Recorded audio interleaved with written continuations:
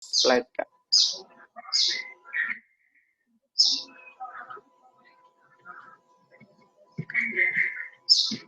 Nah, apa itu instrukturan? Apa sih instrukturan itu? Ya, instrukturan itu merupakan kegiatan penyampaian materi dan praktek sesuai permintaan pemohon dan merupakan salah satu program kerja dari Seksi Pendidikan dan Tenaga atau Diktem dari KSRUP. Jadi, instrukturan itu merupakan kegiatan penyampaian materi atau pengetahuan tentang pertolongan pertama kepada peserta instruktur. Nah, siapa sih peserta instruktur itu? Nah, nanti di bawah akan saya jelaskan siapa yang menjadi peserta instrukturan itu. Nah, instrukturan sendiri itu bertujuan itu ada tujuannya sebagai berikut. Yang pertama, memberikan pemahaman dan keterampilan kepada peserta instruktur dari materi yang telah diajukan pemohon. Jadi kita itu memberi berbagi ilmu ya, istilahnya kita berbagi ilmu kepada pemohon atau kepada peserta instruktur. Kemudian kita juga belajar di situ, saling berbagi ilmu. Nah, kemudian yang kedua, sebagai wadah bagi anggota KSRUP untuk berbagi ilmu dan memperoleh pengalaman sebagai instruktur. Nah, jadi tidak cuma dari peserta instruktur saja yang mendapatkan ilmu, tetapi kita yang sebagai instrukturannya juga menambah ilmu, saling berbagi ilmu. Mungkin langsung next.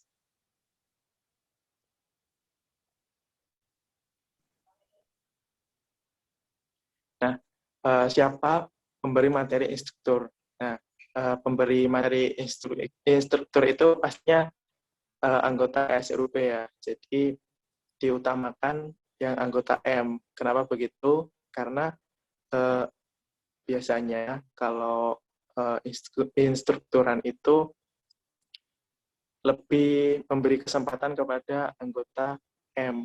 Supaya apa?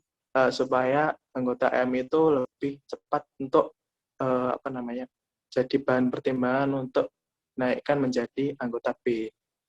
Nah, itu kenapa pemberi materi instrukturan itu diutamakan yang anggota M. Nah, siapa audien instrukturan? Nah, audiensnya itu pemohon yang sudah menyerahkan surat permohonan pengiriman instruktur kepada KSRUP. Jadi tidak hanya untuk audiens instrukturannya itu biasanya dari Sivitas Akademik KUP, tapi tidak menuntut kemungkinan untuk audiensnya itu juga bisa dari luar Sivitas Akademik KUP. Contohnya ketika fakultas itu mau mengadakan olimpiade olahraga. Nah, di situ ada kan pasti di setiap kepanitiaan itu pasti ada tim kesehatannya ya. Nah, biasanya dari tim kesehatannya itu meminta bantuan kepada KSRUP untuk membantu ya bagaimana cara pertolongan pertama pada ketika olahraga itu kan pasti banyak insiden seperti kesleo ataupun dislokasi. Nah, itu gimana caranya kita memberi penjelasan kepada pemohon. Contohnya itu panitia Permaba MIPA. Jadi ketika panitia Permaba MIPA mau mengadakan kegiatan Permaba, biasanya tim kesehatannya itu mengundang kita untuk belajar bersama gimana sih cara pertolongan pertama yang tepat itu seperti apa. Nah, mungkin next.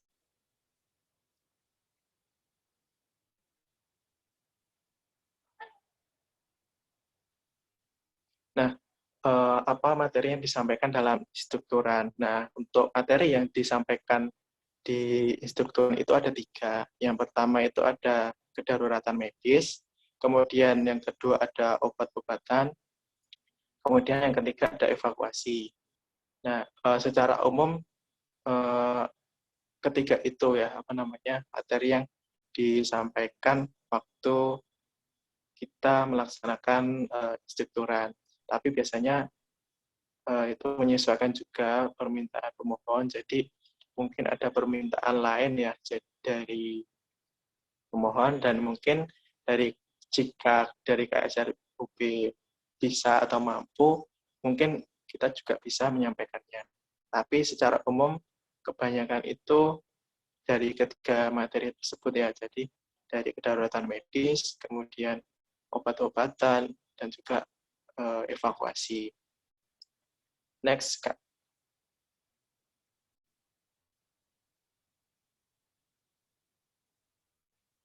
Nah, di mana dan kapan pelaksanaan instrukturan? Nah, untuk yang kegiatan instrukturan secara offline, itu menyesuaikan permintaan dari pemohon. Jadi kalau kemarin-kemarin ya, sebelum ada pandemi itu, kita kan itu ya, kegiatannya offline. Jadi untuk tempatnya itu kita menyesuaikan permintaan dari pemohon. Mau di mana. Kemudian, ya sebentar ya.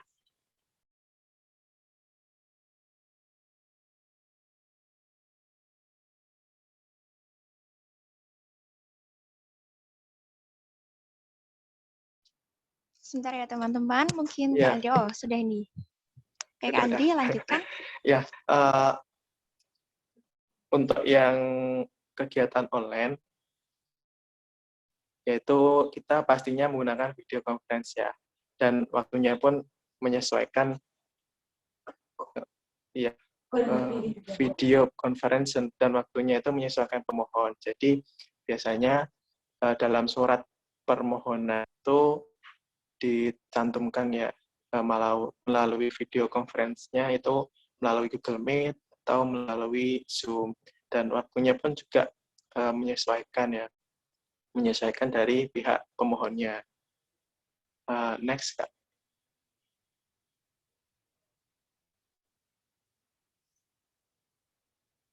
Nah, bagaimana pelaksanaan instrukturan? Yang pertama, menerima surat dari pemohon dan disepakati. Jadi, ketika ada pemohon ataupun dari panitia kegiatan itu mau mengundang dari KSRUB untuk mengisi instrukturan, maka dari panitia tersebut mengirimkan surat kepada KSRUB. Nah, isi dari surat tersebut kita cek terlebih dahulu apakah sudah sesuai dengan standar operasional prosedur dari instrukturan. Jadi biasanya untuk surat instrukturan itu dikirim beberapa hari sebelum kegiatan instrukturan. Kemudian biasanya harus dicantumkan jumlah pesertanya berapa, kemudian materi yang disampaikan itu apa, kemudian biasanya kita cek juga stempel dan juga tanda tangannya. Nah, ketika sudah sesuai dengan standar operasional prosedur, maka surat tersebut dapat kita sepakati. Nah, jika surat itu sudah kita sepakati, maka kita bakal membuka open bursa instrukturan kepada anggota KSRUB. Jadi, open bursa itu seperti open volunteer ya. Jadi, mungkin dari anggota KSRUB yang mau mengikuti instrukturan atau mau mengisi kegiatan instrukturan di kepanitiaan tersebut bisa mengisi di open bursa instrukturannya. Nah, ketika sudah terpenuhi open bursanya, bisa mengirimkan instruktur. Jadi sebelum kita mengirim instruktur itu, kita melakukan briefing terlebih dahulu ya. Apa saja yang akan disampaikan waktu kita melaksanakan instrukturan.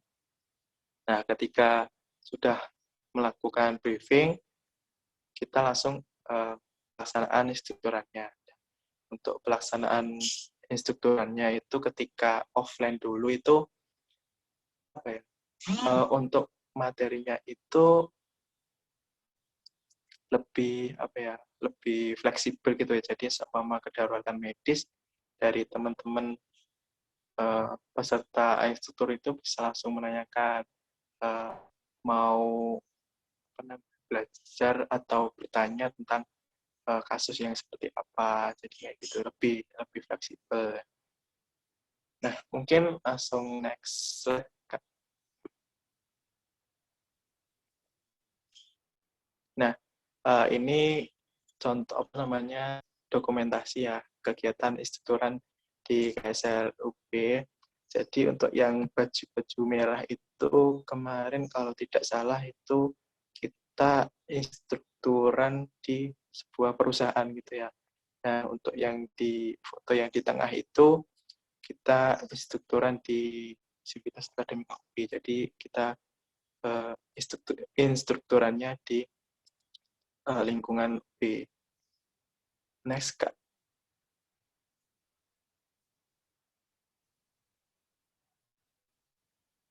Nah, itu saja untuk perkenalan tentang apa sih instrukturan itu. Nah, karena keterbatasan waktu juga, mungkin agak dipercepat aja, nggak apa-apa. Nah, mungkin saya kembalikan ke moderator. Terima kasih.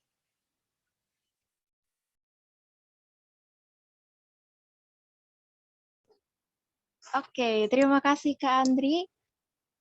Bagaimana teman-teman? Apakah ada yang ditanyakan atau ada yang dibingungkan? Silakan teman-teman untuk menyalurkan pertanyaan.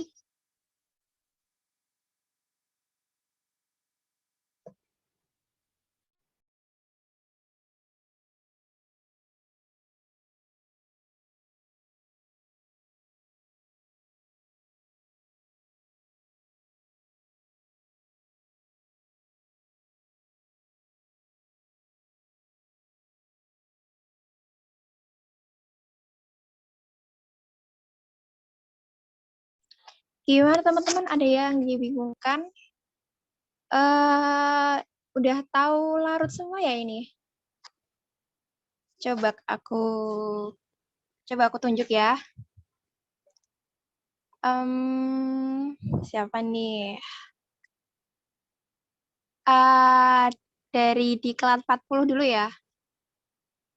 Amanda Nadifa ada? Iya, Kak. Halo Amanda. Lagi di mana nih Amanda? Di rumah aja, Kak. Oke, bagus-bagus. Lagi pandemi ya ini, lebih sering di rumah. Oke, Amanda udah tahu larut itu apa? Mohon maaf. Saya tadi salah ngomong ya. Tadi, oh ya, ralat ya. Amanda tahu instrukturan itu apa? Itu kayak kegiatan yang membantu tugasnya KSR untuk membantu di acara-acara atau kegiatan-kegiatan di luar KSR gitu. Oh, enggak, Kak. Iya. Ya, segitu sih ya. Kayak gitu. Oke, jadi secara garis besarnya Amanda tahu ya instrukturan itu kenapa aja atau apa. Oke. Oke, terima kasih ya Amanda. Gimana nih teman-teman yang lain dari diklat ini aku lihat ya ada diklat apa aja, ada diklat 319, ada diklat 36, diklat 40, diklat 38. Wah, banyak sekali ya. Oh ya, teman-teman mau mengingatkan sekali lagi yang belum rename nama, dimohon untuk rename nama sesuai dengan format ya. Formatnya itu D diklat kesekian underscore nama. Oke? Terima kasih.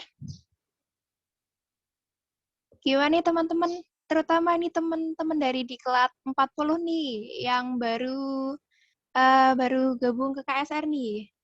Ada yang dibingungkan tentang instrukturan itu apa?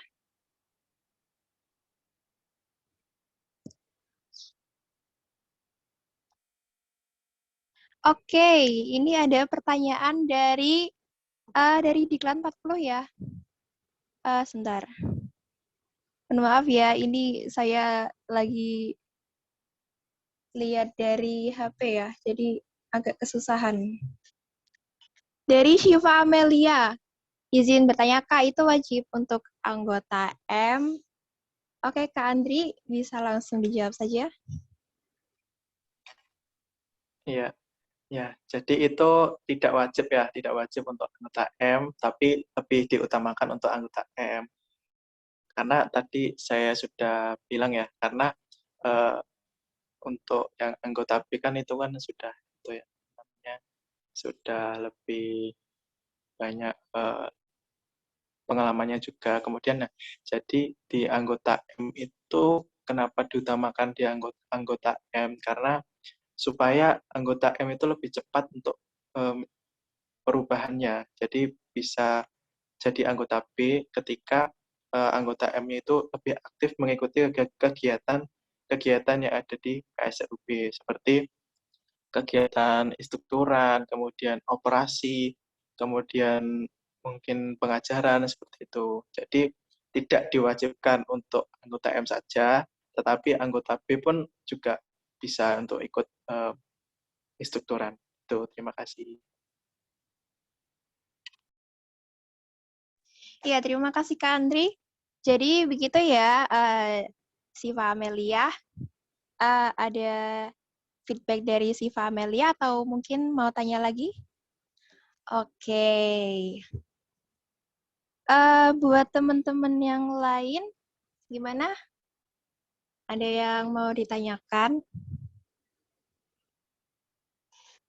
Ada yang mau ditanyakan seputar instrukturan ini?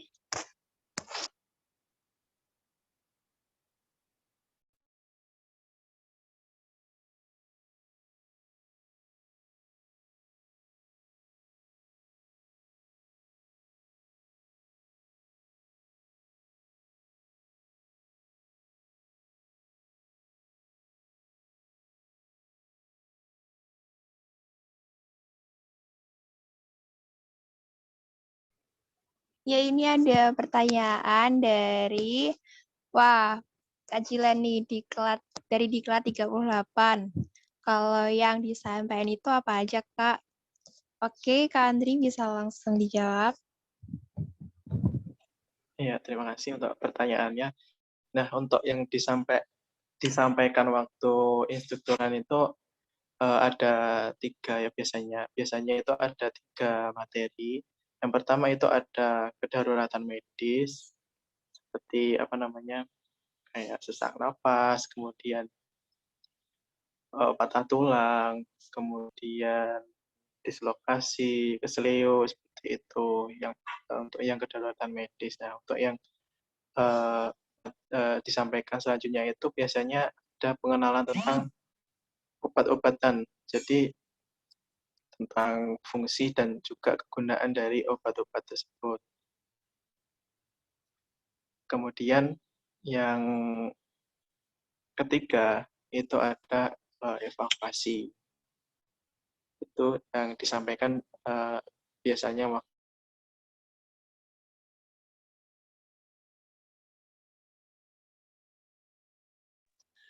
Oke, jadi begitu ya.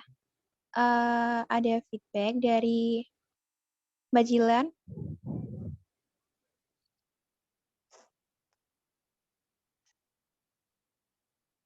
Bagaimana? Oke, terima kasih Kak Jilan. Ya, ini ada pertanyaan lagi nih dari mohon maaf, bentar. Dari Mas Husnul Huda dari Diklat 36. Wah. Aku bacain ya. Halo, aku menyambung pertanyaan saudari Jilan deh, di mana saya bisa membaca materi lengkapnya ya.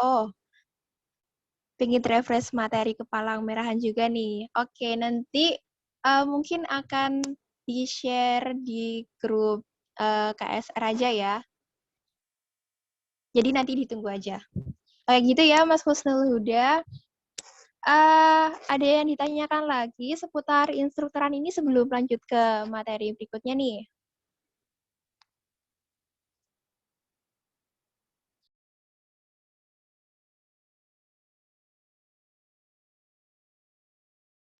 Oke, sepertinya sudah nggak ada pertanyaan lagi ya. Oke, jadi dilanjut aja deh. Jadi segitu dulu ya untuk materi seputar instrukturannya. Jadi kita ke materi berikutnya yaitu ada kedaruratan medis. Ini yang akan disampaikan oleh Kak Andri lagi. Oke, Kak Andri, silakan dilanjutkan Kak Andri. Iya, terima kasih Kak Tika.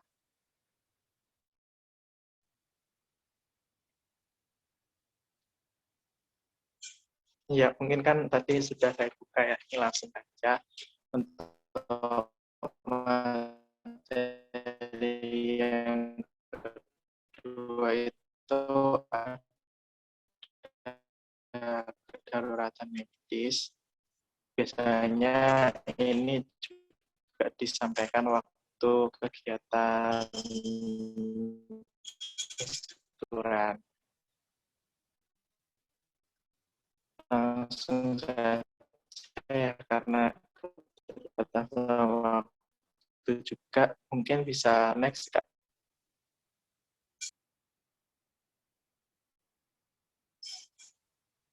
Ya, langsung saja pertolongan pertama. Pertolongan pertama itu apa sih? Nah, pertolongan pertama itu adalah pemberian pertolongan segera kepada penderita sakit atau korban kecelakaan yang memerlukan penanganan medis dasar untuk mencegah cacat atau maut. Nah, kemudian medis dasar. Apa sih medis dasar itu? Medis dasar adalah tindakan perawatan berdasarkan ilmu kedokteran yang dimiliki oleh orang awam atau awam yang dimiliki oleh pelaku pertolongan pertama.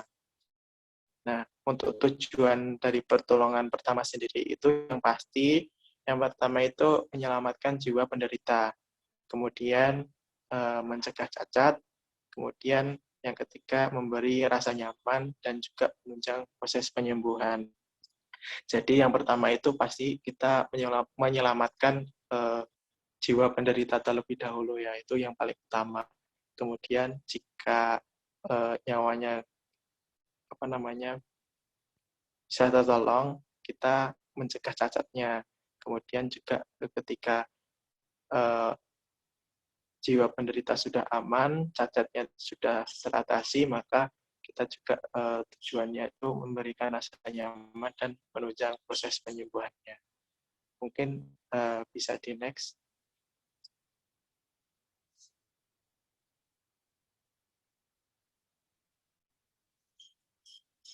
Nah, ini saya berikan beberapa ya, tidak semua. Jadi kalau semua nanti mungkin waktunya tidak cukup ya. Mungkin ini kita sampaikan beberapa materi kasus saja.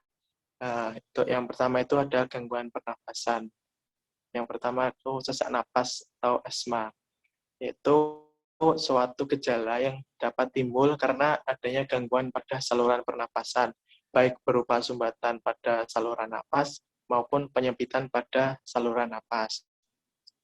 Nah, untuk deteksinya, itu yang pertama korban tampak berusaha keras untuk bernapas.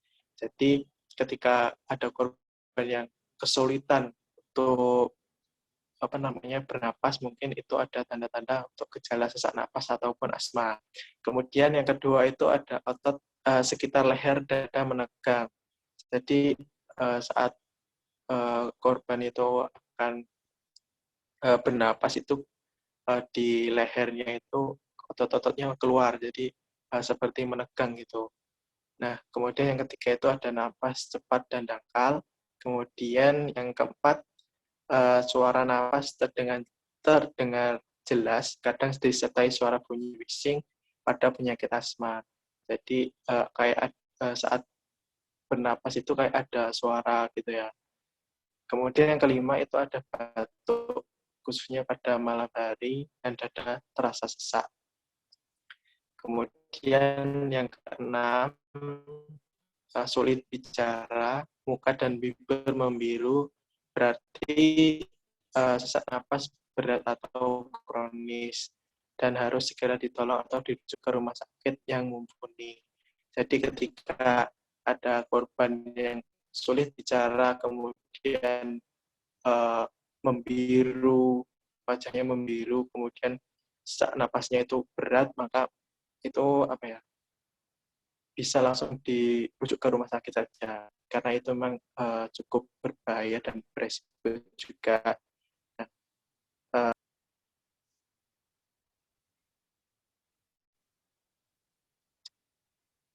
bisa di next.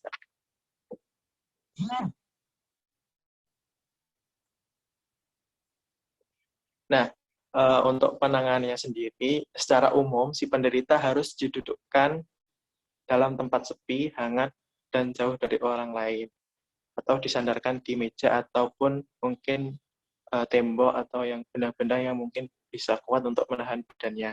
Nah, biasanya kalau ada korban yang sesak napas itu diusahakan jangan banyak orang yang berkumpul atau berkerumun di dekat penderita, karena nanti bakal membuat oksigen yang di sekitar korban itu menjadi tipis atau kekurangan oksigen. Jadi sebisa mungkin ditempatkan yang jauh dari kerumunan supaya bisa menghirup udara dengan banyak gitu ya, karena oksigennya juga tidak berebutan. Nah, untuk penanganan yang tanpa obat di korban sadar, itu yang pertama, jika ada sumbatan akibat benda asing di saluran napas, maka dikondisikan terlebih dahulu sumbatan tersebut. Kemudian yang kedua, jika tidak ada sumbatan, periksa kemungkinan asma. Berikan obat sesak napas untuk asma, dan jika bertambah berat, itu langsung saja dibawa ke rumah sakit yang lebih mumpuni. Nah, untuk yang ketiga itu, jika tidak ada sumbatan maupun asma dan keadaan umum baik ya, tunggu saja dan tenangkan korban. Mungkin sesak napas akibat stres psikis ya. Jadi untuk yang keempat, bila sesak napas semakin berat, ada cyanosis atau mukanya membiru karena kekurangan oksigen dan tidak diketahui sebabnya apa, langsung saja kita kirimkan ke rumah sakit yang mumpuni atau yang terdekat. Nah, kemudian ada korban tak sadar, itu cara penanganannya yang pertama, baringkan terlentang, kemudian longgarkan pakaian korban, kepala ekstensi, dan cari kemungkinan sumbatan benda asing. Kemudian yang kedua, jika tidak ada sumbatan atau kelainan lain dan sesak napas progresif atau semakin berat gitu ya untuk napasnya, itu tanda-tandanya bahaya. Jadi langsung saja mungkin kita bisa melakukan napas buatan ya, tapi itu tidak disarankan karena kita di masa pandemi ya. Mungkin langsung kita bawa langsung ke rumah sakit yang terdekat. Next, Kak.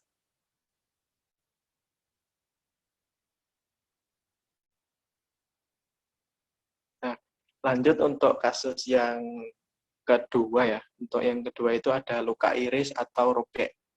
Luka yang terjadi karena irisan benda tajam. Luka iris itu biasanya bentuk lukanya rapi, sedangkan untuk yang robek itu biasanya lukanya itu tidak beraturan. Nah, untuk gejala dari luka iris atau robek ini, yang pertama biasanya luka itu terbuka pastinya. Nah, kemudian yang kedua mudah mengeluarkan darah dan terkena infeksi. Untuk penanganannya sendiri, yang pertama itu kita hentikan dulu perdarahannya dengan menekannya dengan menggunakan kain atau menggunakan kasa steril ya, kalau mungkin ada kasa steril. Nah, kemudian kita basuh kulit di sekitar luka dengan air bersih dan keringkan dengan kain bersih. Biasanya kan di sekitar luka pasti ada darah, kemudian ada kotoran. Mungkin untuk mencegah infeksi, maka kita harus membersihkannya terlebih dahulu. Kemudian yang ketiga, jika ada kotoran di dalamnya, bersihkan dengan aliran air atau garam, NaCl, ataupun air bersih. Kemudian yang keempat, balut luka dengan plester, kuku, atau balut dengan kasa. Jadi ketika perdarahannya tidak berhenti juga, kemudian kita sudah menekannya dengan kain, kita langsung balut dengan pembalut gulung ataupun dengan kasa. Mungkin langsung next.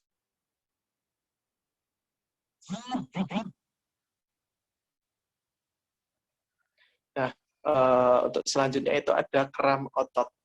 Ya, kram otot itu gejalanya itu rasa nyeri dan kekakuan anggota tubuh yang kejang. Nah, untuk biasanya itu terjadi di pemain olahraga atau seumpama contohnya saja sepak bola. Nah, biasanya itu kan ada pesepak bola yang kram kakinya, kemudian penanganannya itu kan dari temannya itu ada yang mengangkat kakinya, kemudian menekuk bagian jarinya ke bagian ke arah dada gitu kan ya. Nah, untuk penanganannya tanpa obat itu kita perlahan ulur dan tarik otot yang kram dengan memijat ke arah jantung. Jadi seumpama kram ototnya itu di tungkai kaki bagian bawah, nah kita itu ulur dan tarik ototnya itu searah ke arah jantung supaya darahnya itu bisa mengalir dengan lancar lagi. Kemudian yang kedua itu kompres dingin di bagian otot yang kejang untuk mengurangi rasa sakit. Tapi untuk kompres dingin itu disarankan untuk tidak terlalu lama ya. Kemudian setelah sakit berkurang, kompres dengan air hangat, kompres hangat untuk melemaskan otot kembali. Kemudian yang ketiga, jika kram disebabkan karena kekurangan cairan, maka berikan air minum ditambah gula. Untuk penanganan dengan obat, biasanya itu bisa menggunakan minyak tawon, minyak gondopuro, dan kanterpen untuk dioles-oleskan di sekitar di sekitar kramnya, kemudian sambil diurut ke arah jantung. Mungkin langsung next.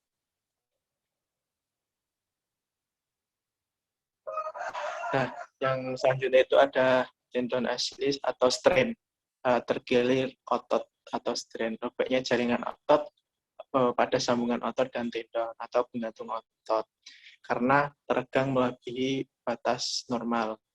Nah, biasanya itu penyebab dari strain itu karena latihan pergerakan yang tidak cukup, kemudian latihan peregangan yang tidak benar, kemudian peregangan yang melampaui kemampuan.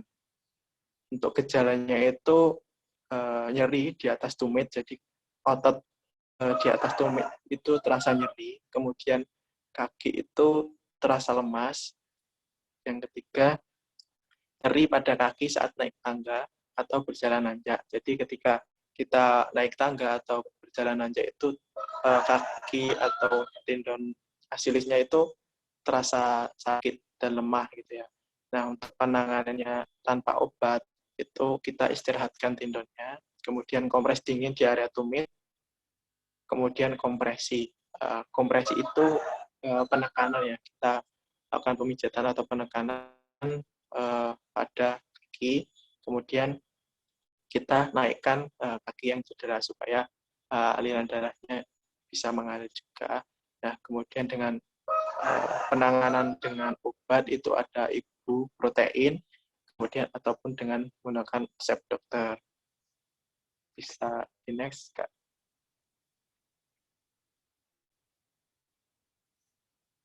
Nah, kemudian ada patah tulang atau fraktur. Nah, untuk patah tulang sendiri itu ada dua ya. Ada patah tulang tertutup dan juga ada patah tulang terbuka. Nah, untuk ciri-cirinya, untuk yang patah tulang tertutup itu perubahan bentuk, kemudian tulangnya itu tidak mencuat keluar. Beda dengan patah tulang terbuka. Jadi untuk ciri-cirinya itu pastinya perubahan bentuk, kemudian ada perdarahan di sekitar patah tulang, kemudian untuk tulangnya itu mencuat keluar. Untuk gejalanya itu nyeri bila saat digerakkan, kemudian perubahan bentuk, bengkak, vellus movement pada patah tulang terbuka atau luka terbuka dekat tulang yang patah, kemudian tulang mencuat keluar. Untuk prinsip dari pertolongan pertama pada patah tulang, itu kita atasi dulu perdarahan ketika memang ada perdarahan atau terjadi patah tulang terbuka. Kemudian kita pertahankan posisi. Jadi ketika kita mau melakukan pertolongan pertama pada patah tulang, usahakan kita tidak merubah posisi tangan atau posisi kaki yang mengalami patah tulang, karena ketika kita merubah posisi korban atau merubah posisi tangan kaki yang patah itu, maka kita akan memperparah patah tulangnya. Jadi ketika patah tulangnya itu cuma retak gitu, belum sampai patah, nah mungkin ketika kita merubah posisinya malah bisa membuat tulang yang retak itu bisa menjadi patah. Kemudian yang ketiga ada cegah infeksi jika patah tulang terbuka, kemudian imobilisasi atau fiksi dengan pemidaian.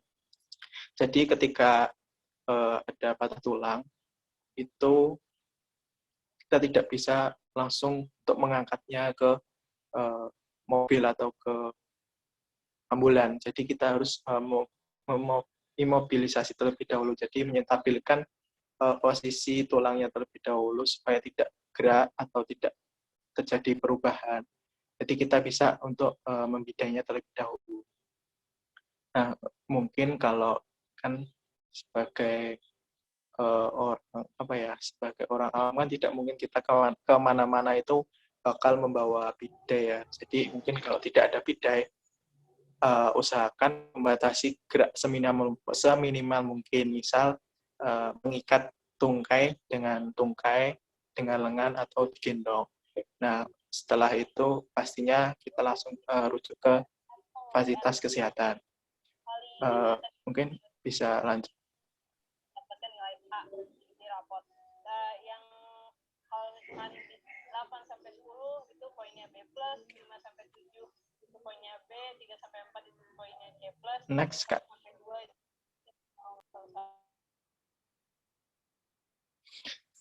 Nah, yang selanjutnya itu ada terkilir sendi, kesleo, atau ankle sprain. Untuk gejalanya sendiri itu nyeri pada pergerakan, kemudian bengkak dan memar, kemudian warna kulit merah kebiruan, atau nyeri tekan. Biasanya itu kesleo itu banyak dialami pada pemain sepak bola atau pemain olahraga gitu ya.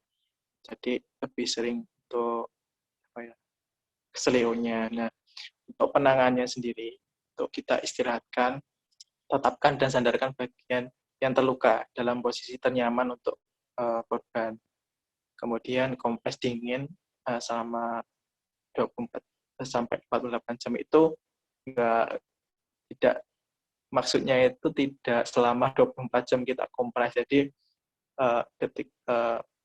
bertahap. Jadi kita kompres beberapa menit, kemudian kita lepaskan lagi, kemudian kita kompres lagi, kemudian beberapa menit kita lepaskan lagi kompresannya. Nah, untuk ketika sudah, kita lanjutkan dengan kompres hangat. Karena ketika kita mengompres dingin terlalu lama, takutnya itu malah kita membuat darahnya menggumpal atau membeku, karena terlalu lama kita mengompres dengan kompres dingin. Nah, kemudian yang ketiga itu tekankan merata pada daerah terluka dengan membalut area menggunakan kain tipis atau pembalut plastik. Biasanya kita balut dengan dasokrap ataupun kain ya. Kemudian tinggikan daerah luka untuk mengurangi darah mengalir keluar ke luka dan mengurangi bengkak. Jadi kan ketika terjadi bengkak itu pasti ada darah yang di situ ya. Jadi kita lebih tinggikan supaya darah yang dari jantung itu tidak banyak yang mengalir ke daerah luka atau daerah bengkak, karena ketika banyak darah yang mengalir ke bengkak tersebut, maka bengkaknya itu juga bakal sedikit lama ya untuk penanganan, karena banyak darah yang mengumpal atau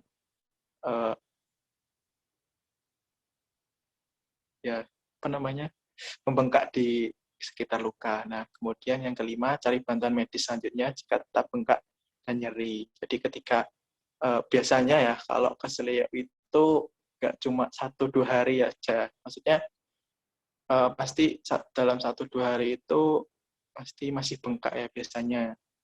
Nah, mungkin ketika bengkaknya itu masih berangsur-angsur belum membaik, ya itu mungkin bisa langsung dibawa ke tempat medis selanjutnya atau dibawa ke rumah sakit. Ya, next, Kak.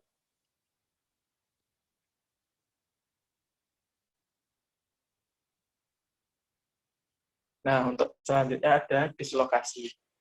Dislokasi itu keluarnya kepala sendi dari mangkok sendi atau keluarnya ujung tulang dari sendinya. Biasanya terjadi pada persendian, seperti lutut, siku, pergelangan tangan, atau pergelangan kaki. Nah, untuk penyebab sendiri itu karena sendi itu teregang melebihi batas normal, kemudian sehingga kedua ujung tulang menjadi terpisah, lepas dari itunya apa namanya, dari bengkok atau dari sendinya gitu ya. Nah, jaringan ikat sendi harus tertarik melebihi ambang gerakan normal dan mungkin sampai terobek. Jadi tulangnya itu lepas dari mangkok atau dari persendian. Nah, untuk gejalanya sendiri itu seperti patah tulang ya. Jadi ketika digerakkan pasti di sekitar sendinya itu sakit. Kemudian di sekitar sendinya itu muncul bengkak dan juga memar. Nah, untuk yang penanganannya tanpa obat, itu yang pertama kita mengkompres sendi dengan air es atau air hangat. Kemudian yang kedua, stabilkan posisi dengan membalut menggunakan tesograf. Jadi ketika di lapangan ya ini seperti pemain futsal, itu kakinya jadi dislokasi ya. Nah, ketika ada perubahan bentuk pada sendi atau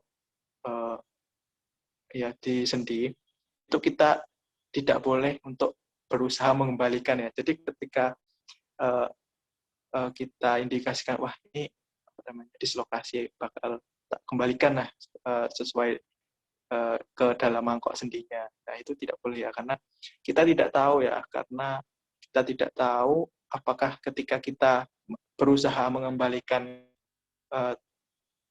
tulang ke sendinya itu sesuai atau enggak. Jadi takutnya ketika kita berusaha mengembalikan malah kita memperparah keadaan dari dislokasi tersebut. Maka cara yang paling aman itu kita stabilkan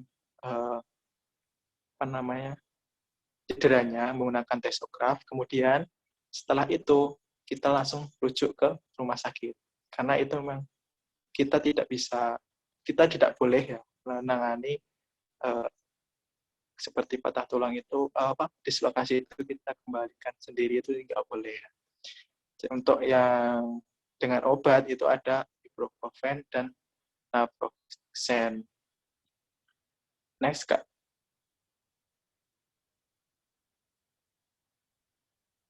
Nah, ya mungkin itu materi dari kedaruratan medis ya. Tapi ini belum semua ya. Ini baru beberapa saja yang saya sampaikan karena keterbatasan waktu juga. Mungkin dari teman-teman ada yang ditanyakan, kalau saya bisa menjawab akan saya jawab. Mungkin kalau saya tidak bisa menjawab, maka mungkin dari teman-teman yang lain yang lebih berpengalaman ya di bidangnya juga bisa bantu jawab, karena kita di sini juga sama-sama belajar ya, bukan saya mentang-mentang saya hari ini yang mengisi berpikiran bahwa saya yang paling pandai atau paling pinter penangannya, jadi enggak. Jadi di sini kita sama-sama ya. Saya kembalikan ke. Oke, terima kasih atas penyampaian materinya, Kak Andri. Wah, jadi banyak sekali ya tadi kasus-kasus atau apapun itu tentang kecelakaan tentang saat kegiatan. Nah, gimana teman-teman? Ada yang mau tanya seputar kedaruratan medis?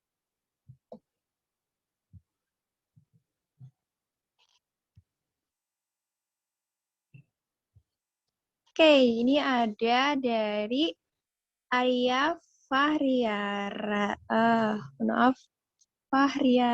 ya. Oke, dari Diklat 40 ya ini. Ada beberapa pertanyaan nih. Izin bertanya Kak. Yang pertama, kenapa air garam? Yang kedua, apa yang dimaksud dengan ulur? Arahnya satu arah atau bolak-balik. Yang tiga, ibuprotein, apa ibuprofen? Yang keempat, cara mempertahankan tulang yang patah sampai keluar dari daging. Gimana Kak Andri, apakah bisa menangkap pertanyaannya? Iya, insya bisa. Oke, jadi silakan Kak Andri untuk ditanggapi pertanyaannya. Yang pertama, kenapa air garam? Nah, air garam itu atau NaCl itu biasanya kenapa kita gunakan untuk gunakan untuk membersihkan luka, karena itu juga mendukung proses penyembuhan. Contohnya saja, kenapa kalau dari teman-teman pernah merasakan ya, di air mata itu rasanya asin. Kenapa? Karena asin itu mengandung seperti menjaga dari bakteri dan juga itu membantu proses penyembuhan. Jadi di air mata itu rasanya asin karena melindungi ya, bersifat melindungi mata kena iritasi dan sebagainya. Jadi kita bisa menggunakan NaCl itu untuk membersihkan luka, juga membantu dalam membersihkan bakteri-bakterinya juga ya. Untuk yang kedua itu tadi ulur ya. Ulur itu kayak memijat tapi kita menarik itu mendorong. Jadi untuk ulur itu kita stabilkan posisinya. Ketika ada pemain sepak bola kan ya, seumpama terjadi kram di tungkai bawah, maka kita sedikit angkat kakinya, kemudian kita urut ke arah jantung. Jadi tidak bolak-balik dari ujung kaki ke arah jantung, kemudian balik lagi kita urut dari jantung ke ujung kaki, tidak. Tapi kita searah gitu. Jadi dari ujung kaki ke arah jantung, dari ujung kaki ke arah jantung. Jadi seperti itu untuk yang urutnya. Nah, untuk selanjutnya tadi pertanyaannya apa ya, yang ketiga?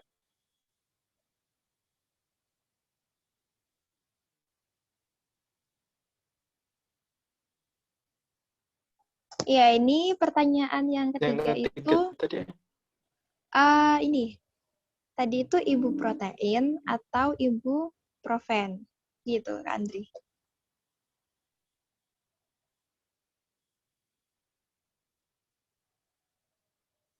Itu atau pertanyaan atau gimana? Maksudnya fungsinya atau ibuprotein itu apa, atau ibuprotein atau ibuprofen? Iya, ini dari area Variaman ya. Atau maksudnya? Iya, ibuprotein juga. Ya, setahu saya itu ibuprotein. Ibuprofen itu kayak namanya juga. Nah, nanti mungkin ya kalau lebih lengkapnya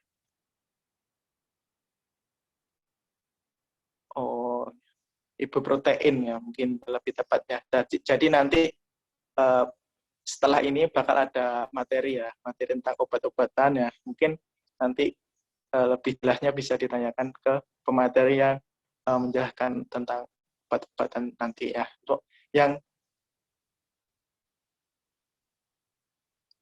ya, nah selanjutnya ya untuk pertanyaan yang ketiga tadi kayak penyentabilan ketika patah tulang kan ya. Nah biasanya ketika terjadi patah tulang terbuka, nah itu kita menggunakan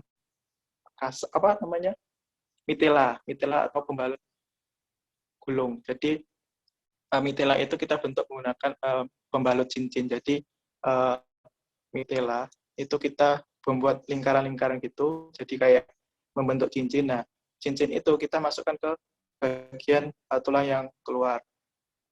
Gunanya untuk menyetabilkan posisi dari tulang tersebut supaya tidak bergerak kemana-mana.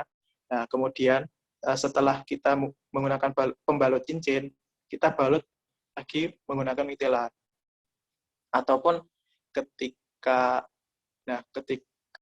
terjadi kecelakaan ya, biasanya ketika terjadi kecelakaan yang cukup parah sehingga terjadi patah tulang terbuka, biasanya penanganannya itu dari ambulan itu seperti tadi. Jadi pembalut cincinnya itu ditaruh di tulang yang keluar mencuat ke luar.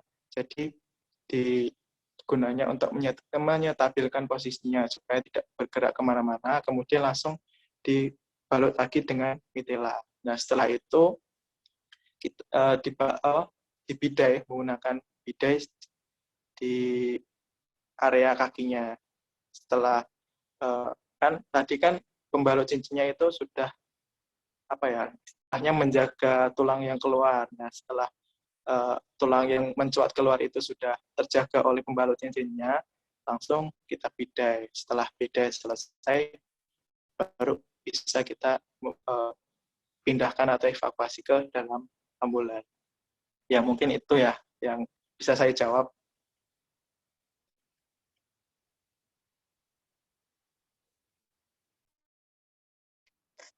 Oke, terima kasih Kak Andri. Gimana nih Arya? Ada feedback lagi? Oke. Teman-teman yang lain ada yang mau ditanyakan lagi? Silakan.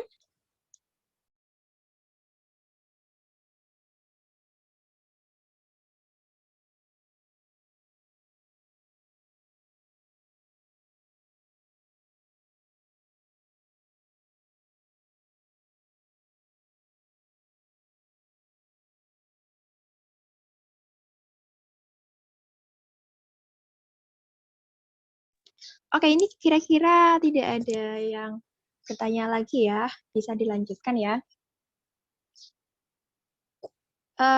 Jadi sampai sini dulu ya materi yang disampaikan dari Kak Andri. Terima kasih banyak Kak Andri. Oke, jadi kita ke materi selanjutnya. Sama-sama. Oke, jadi kita ke materi selanjutnya ada obat-obatan yang akan disampaikan oleh ini dari Kak Rukiah. Halo Kak Ruki, selamat pagi.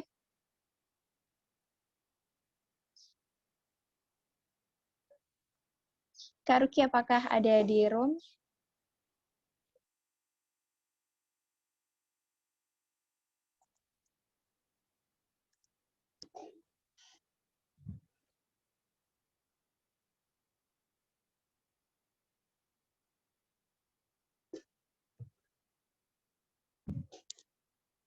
Halo Kak Ruki, apakah bisa mendengar suara saya?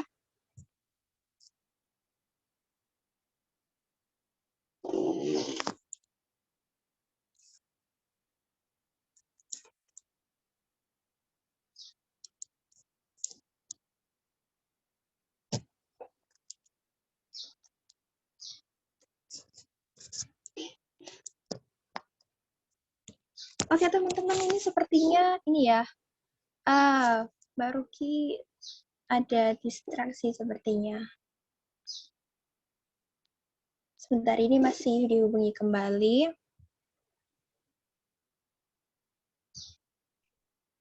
Oke nih, sambil menunggu Mbak Ruki ya, kita coba sharing-sharing dulu. Aku mau nanya nih ke siapa ya anaknya? Ke Mas Husnul Huda. Halo Mas Husnul Huda. Halo, Cika. Suaraku kedengeran nggak ya? Iya, dengar kok Mas. Ya Mas Husnul Huda ini pernah instrukturan ya? Pernah instrukturan ya pastinya? Waduh, pastinya lebih sering ikutan larut kayaknya. Oh, tapi Mas Huda ini tahu ya gimana atau pernah tahu apa itu instrukturan atau apa gitu? Ya, pernah. Dan pastinya tahu. Tapi semenjak ikut ini aku seneng karena baru tahu juga ada beberapa ilmu yang baru tak tahu. Mungkin apa ya? Mungkin karena aku orangnya visual, jadi butuh waktu aku praktek aja sih. Itu.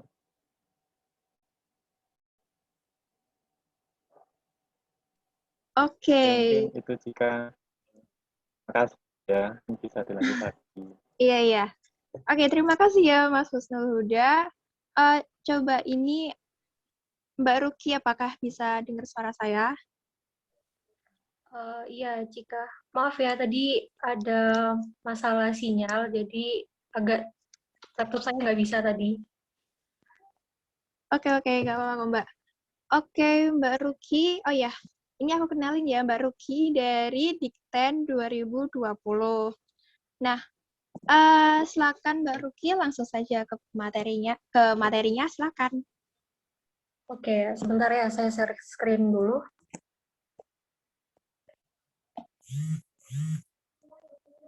Oh iya, minta tolong dari teman-teman Dikten ya. Ini laptop saya masih not respon. Oke, silakan operator.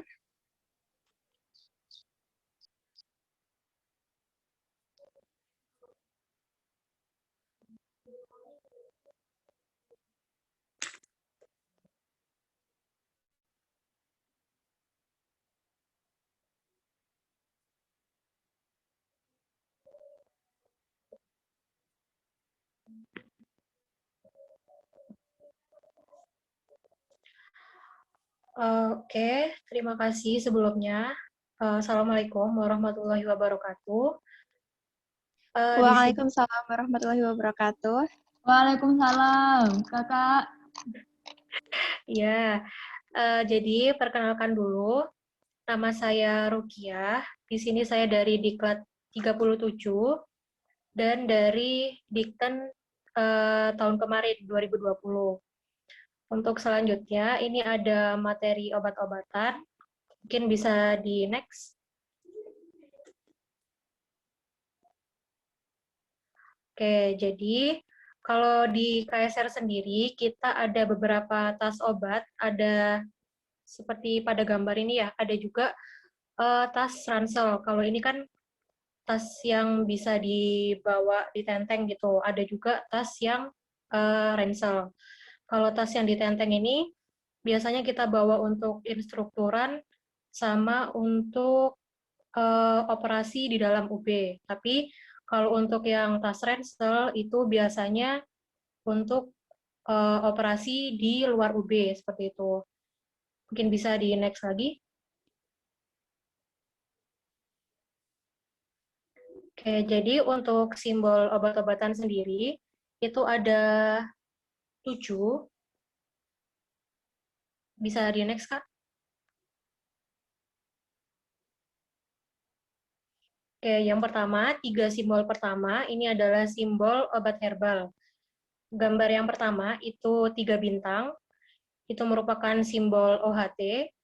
Kemudian serpihan salju berwarna hijau yang tengah itu obat fitofarmaka. Dan yang ketiga itu simbol pohon, itu artinya jamu.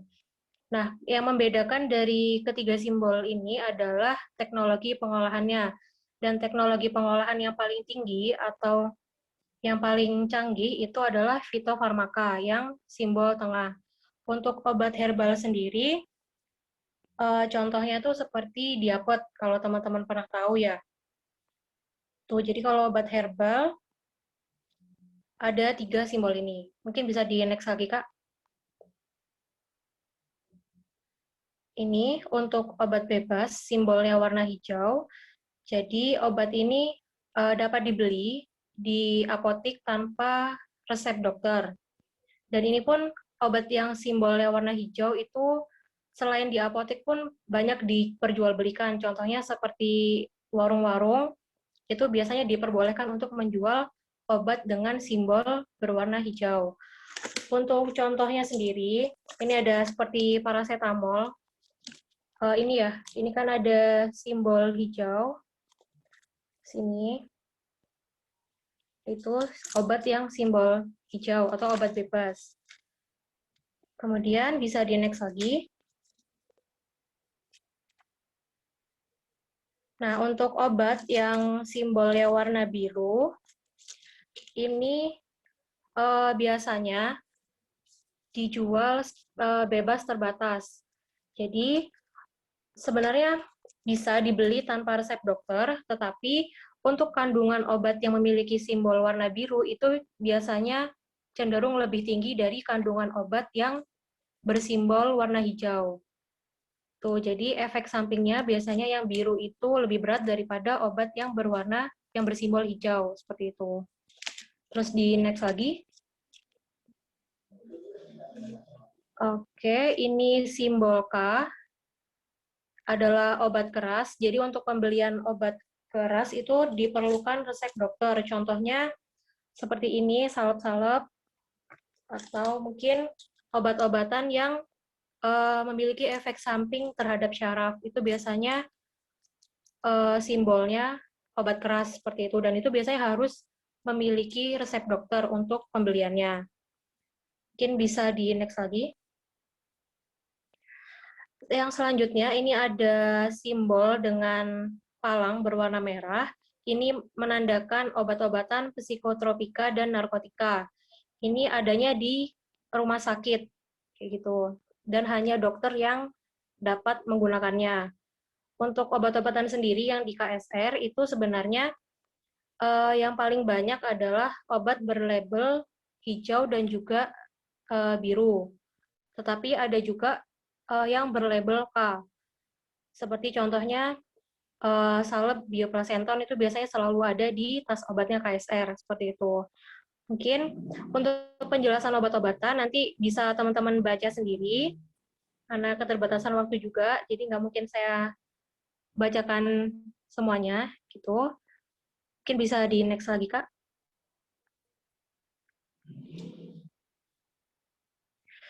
Oke, kalau untuk berdasarkan bentuk atau wujudnya, itu dibagi menjadi 3.